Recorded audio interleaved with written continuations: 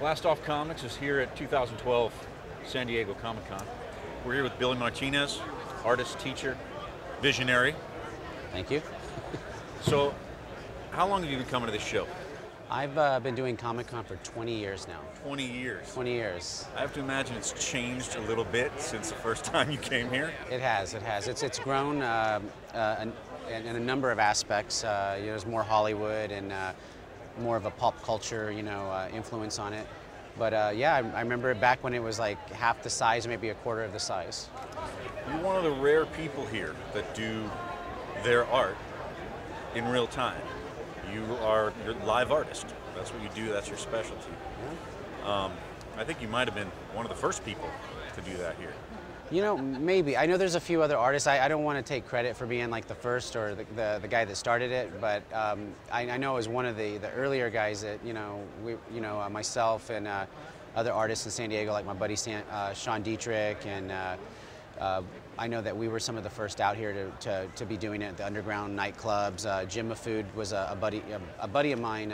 You may have known his work with Clerks and a lot of Marvel stuff, and Jim kind of approached me and said, "Hey, you need to start doing this. This is pretty fun." And I was a little timid at the time to do it, but I tried it out, and it's kind of addicting now. I've been doing a lot of live art. So you started in alternative venues. I did. Yeah, there was a place in San Diego called the Honey Beehive, and it smelled like, it was a great place. It had that smell to it, everything. It smelled of bar and just. Feel free to use whatever language you want.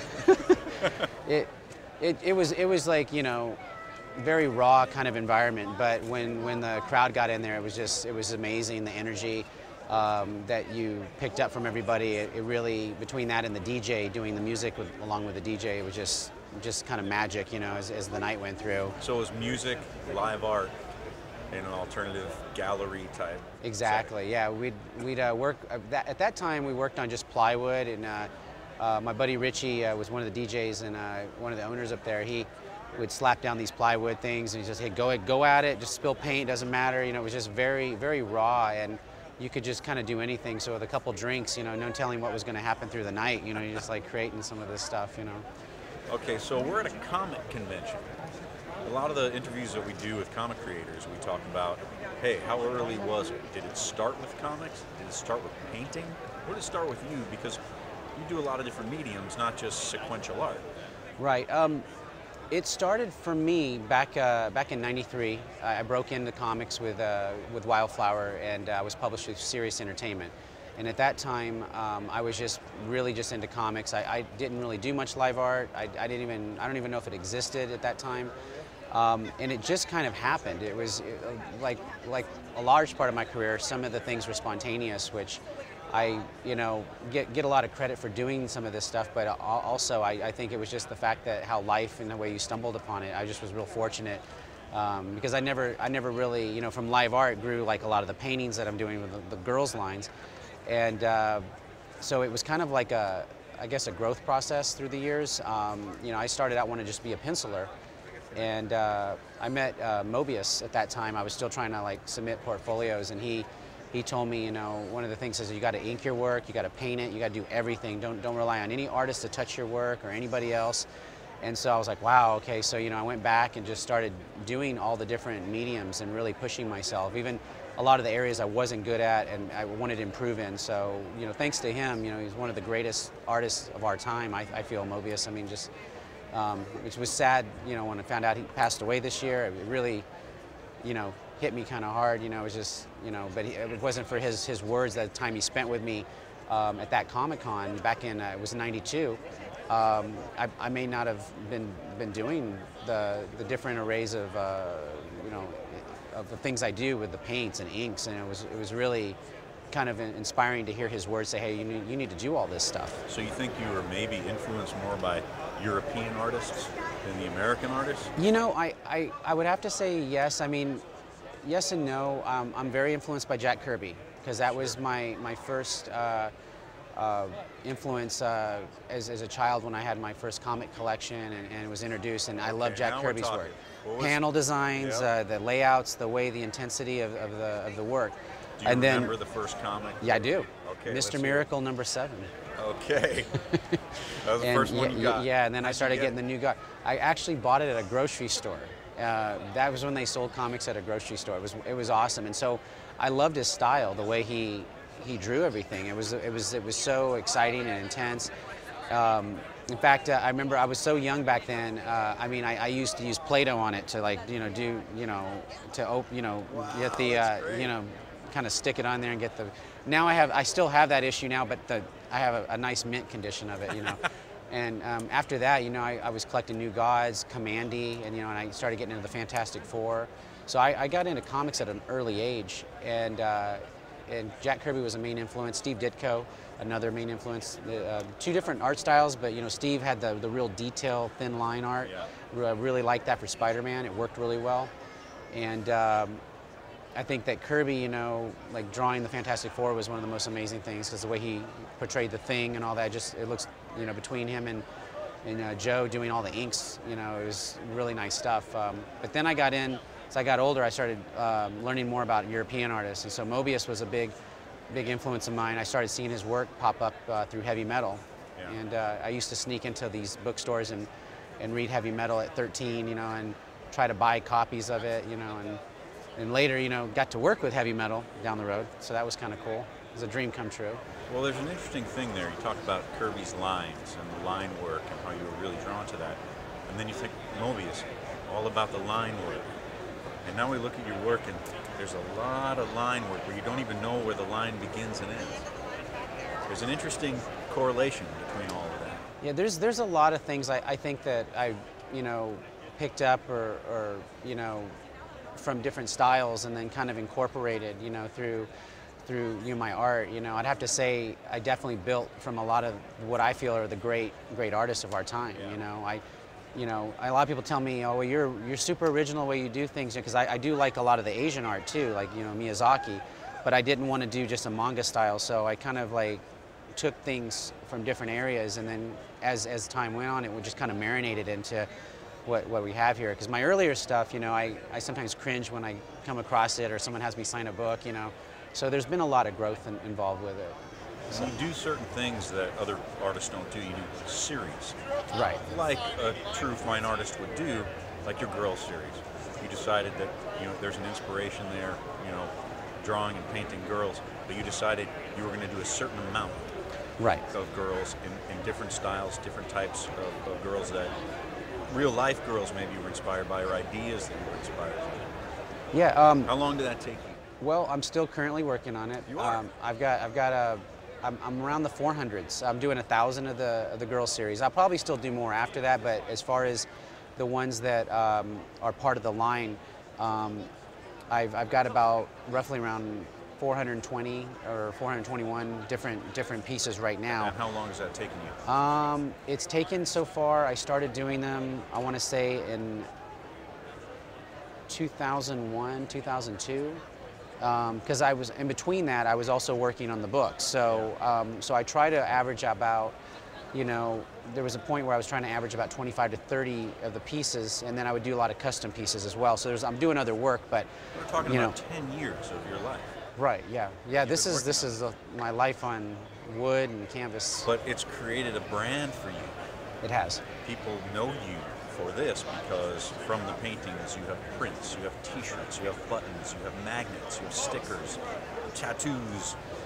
Well, what gave me the idea about the marketing on it is I used to work with Ed Sandberg for comics and stuff. I was his general manager for a while, and I learned a lot about the retail end of the comic industry at that time. And when I was running his stores for him, I was his general manager, Pokemon was a real big thing. And I would scratch my head a little bit. I think it's a cool thing, but I was like, wow, all these kids in there trying to collect all these different Pokemon. I got to collect every one of them. And so I started thinking about it. I thought, well, if I'm going to do a line of paintings, I'm going to have to do something that one is going to be something that I can relate with everybody, and I think most everyone can relate with a beautiful woman, or something fantasy, or with the style or the theme, and set out to do an incredible large amount of number at it, so maybe that people would want to collect them. And so that's kind of where I got the idea too, because I thought, well, but I wanted to do something that would hopefully stand the test of time. And so far, so far so good. We'll see how it goes the next 5 to 10 years. See if everybody's still loving the paintings, and they have been changing as the time goes too. It's really interesting to see the early ones and then look at the new ones that are coming out right now. You started a school. You started a studio teaching teaching people. When did that happen? When did you decide, hey, I'm going to start teaching other people what it is that I know, and maybe that had to also do with the fiscal part of the business? It did. It was around the same time. I was teaching classes for a while, and then when I was running the stores for a bit, I started Necco Press because I had just finished up the series of Wildflower with Serious Entertainment, and I thought, I want to start kind of maybe doing more teaching, and so I started teaching about '93, and but then really full-fledged with it as I was helping running the stores. So I was doing about I would say 2 days worth of classes. So I was actually working close to 6 days a week and taking only Sundays off. So I was building up clientele with the art studio, and then later on did that full-fledged. And so now, currently I was doing like 17 classes a week, and I teach kids, adults. We do, pen and ink, perspective, watercolors, storyboarding, computer art. So I try to teach everybody a wide range of different types of things, because not all artists, some people are better at other things. I thought, what?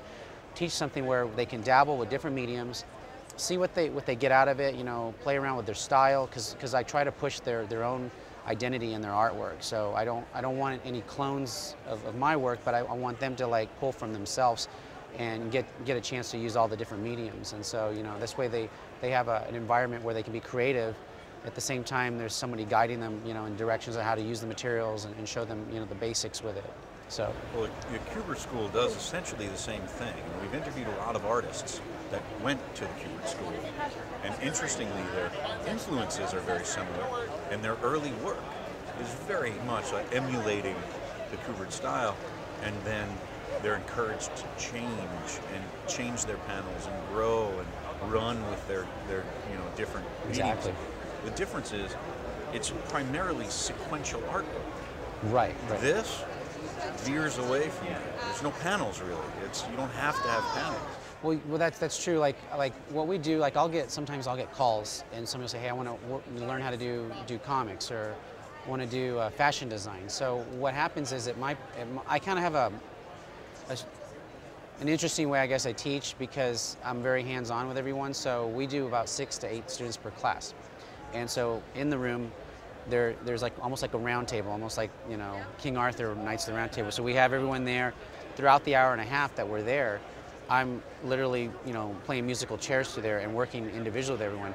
Not only does that help them, but it also keeps me up on what I'm doing and keeps me kind of, I feel, as an artist to keep fresh with the things I'm doing, because in this industry, it's real easy to get stuck in a rut. You could be the big thing today, and then tomorrow the thing of the past. So I feel like with doing the classes too, it not only helps a lot of students, but gets me motivated to continue on, because So you find that by teaching, exactly, your own work is informed by it, and you feel inspired.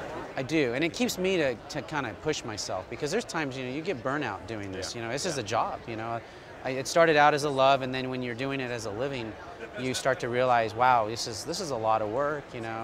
Even coming to these shows, a lot of the fans come here and they say, wow, that looks so cool. But they don't see the setup or the air conditioners that are shut off here. I mean, you know what it's like. It's like, they don't see behind the scenes, and a lot of people don't realize how much work it is. So Is that something you teach your students? I do. In fact, one of my students is working in the booth here, Robert. And he's an artist as well. And he's actually does some great work, and so I bring them along. They get a chance to see what it's like, behind the scenes, and it's kind of interesting too, because they're a lot younger than me, but they get tired much faster sometimes. So have you watched some of your students take off and become real artists in their own right? I have. In fact, there's a well-known local artist. His name's Kai Martin, and he's now doing live art. He's doing independent books. He's done some work with some publishing companies, as well as we did a few things with him for our line of books as well. And Kai's been taking off. I have a few other artists now. Thomas Fallis, he's doing a lot of designs on apparel. So they started out doing the comics, but now they're doing all these branching out with a lot of different things. And these guys are great. I mean, I have to keep my chops up to keep up with them now. You know, it's like I think I taught them too much now. You know, it's like, but no, they're great. I'm always proud to see them. You know, and it's interesting to see them grow. You know, as the years go by too. So. Well, thinking about yourself, where do you see your style going? Where do you feel right now you're headed for? You've got a family, you've got kids, you've sort of grown with your school, and your work is changing constantly. What is happening? I don't know. Yeah, no, this has been an interesting year. We've had a lot of, you know, like we spoke before, you know, I've had some family members that have been ill, a few that have passed away. It's been an emotional year.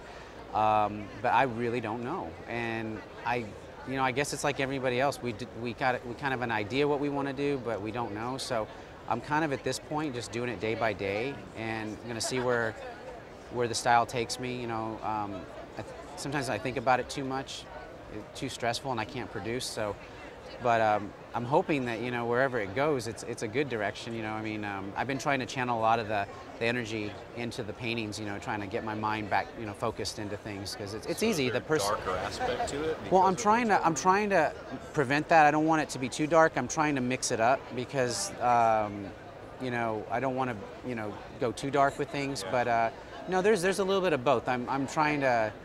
I feel like a Jedi. I'm trying to find the light side of the Force, you know, with things, you know, not go to the dark side too much. But it's like, but yeah, no, I'm right now, you know, where I'd like to see things happen, where I'd like to see them go.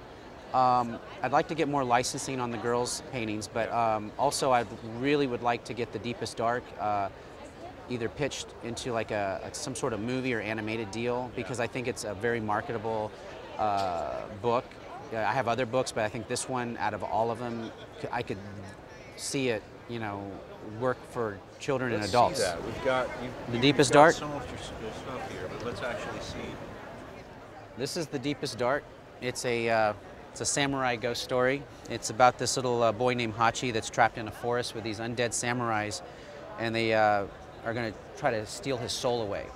And he's all alone, and it kind of reminisces on my life. You know, there was some dark aspects of it being alone, but it's all done with different art styles to tell the story. But it would make a great film or animated film, almost like, you know, Where the Wild Things Are. It has a lot of aspects to it. It's dark, but it's got a nice ending and has a good meaning to it as well. But it's kind of like facing your fears, I guess, and being, you know, how we all are. So there's those moments where we're by ourselves and we have to like confront the demons and the darkness that's around you. And, you know, you know, and there's days you don't feel that. Well, he's all alone and he's got all these monsters, and they're, you know, some are good monsters and some are bad monsters, just like real life, you know. But some interesting guys in here too. So. Who says you don't put it on the page? Yeah. Look at that. And how much is this book right here? This is $20. This is a $20. It's an illustrated novel. And you can get it on the Nico Press website. Yeah, you can get it on the website. You can get it at your store. Yeah, you can get it at his store first before you get it through. You always support your local retailers. I'm telling you. That's one thing.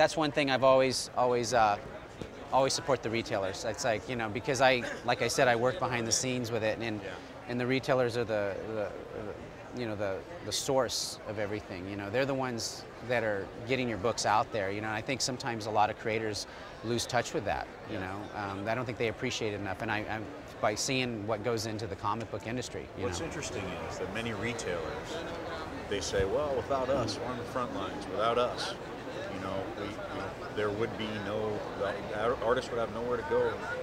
You know, I guess I'm a minority, because how I feel is, us retailers, without you, we have nothing to sell. We're selling paper plates. We're selling food. What are we selling? We're selling what you make. So really, without the product? Well, I think it's like a marriage, though. You know, sure. It really is. I mean, it's a joint effort. I think in the 90s it was getting kind of like where, you know, I would hear that type of argument, like some of the creators, and the retail, well, you know, we're not going to carry this book, or you're going to come to our store. You know, I think I think now, you know, I think we're getting into an age where I think it looks like the stores and the creators are working a little more together than they used to. I mean, I always enjoyed going to stores. I like checking out different comic stores, the smell of them, the paper, you know, and I miss the old pulp smell of the papers, you know, that they used to make for the newsprint, you know. But I love going to stores. It's like I don't know. It makes me feel like a kid again every time you go into a place like that, you know. Let's talk about this new book you've got. Oh, it's really cool. In Your Face. In Your Face. It's an instructional book. It deals with facial expressions, how to draw them, paint them, illustrate them. It's got all sorts of things in here, and it's taken from a lot of the lessons that I use in class. It's focused just on faces, and next year or the following year, I'm going to be putting out another edition called Body Movin', and it's going to deal with the figure drawing. So I wanted to kind of, instead of doing a large book on how to draw, I wanted to focus on certain aspects and areas of things. You know, that way it's repetitive and it's in your face. You know, you're constantly having to look at this. You know, so this was interesting when this book, when I was first putting this book together. I had a little bit of a scare. I had to go to the doctor, and luckily everything was okay. And they ended up doing an X-ray of my head, and I asked the doctor. I said, "Hey, can I have that X-ray? Because I'd like to try something out with it." So I was able to figure out how to manipulate, you know, get it on there, and because it's kind of hard to scan an X-ray, but yeah, you get to see my skull in there too. You get a copy of that inside of my head, so in my face. So wow, that's great. Yeah, it was kind of crazy. It's kind of creepy actually, but yeah, everything was fine. You know, but luckily. And again, that's available on your website. It's available on the website. Available on our website. It'll be available in the stores. Exactly. So you know, this is great that we constantly have new stuff to sell, and you know, people have stuff to buy. If they can't afford an original painting, they can afford a print. If they can't afford a print, they can afford a magnet. If they can't, they got a book. You've really branched out quite a bit. Well, I'm trying. You know, I'm each year, you know, trying to improve or trying to outdo myself, you know, or, you know, trying to figure out a way to, you know, make things a little bit better. Well, hey, man, thanks for joining us. Thank we you. look forward to Thanks, another Judd. 20 years of artistic development. Awesome, and yeah. who the heck knows what's going to come next? Who knows? I know. But check out blastoffcomics.com in 20 years, and we'll see exactly where Billy Martinez is. Yeah. All right, Thanks so much, Judd. You guys right. take care. Thank you. You too.